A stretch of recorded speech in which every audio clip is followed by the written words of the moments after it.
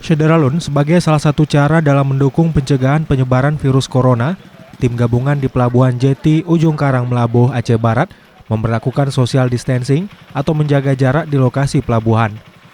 Para penumpang diharuskan mencuci tangan terlebih dulu di tempat yang telah disediakan dan menjaga jarak mulai dari pembelian tiket hingga masuk ke dalam kapal. Selain itu, para penumpang juga diperiksa suhu tubuhnya.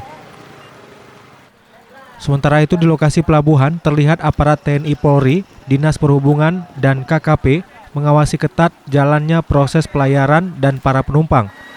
Hal itu dilakukan guna mencegah penyebaran COVID-19. Terkait dengan keberangkatan kapal perintis Sabuk Nusantara 110, kita bersama-sama dengan instansi terkait melakukan pengamanan, khususnya terhadap penerapan prosedur pencegahan COVID-19 melalui physical distancing dan social distancing.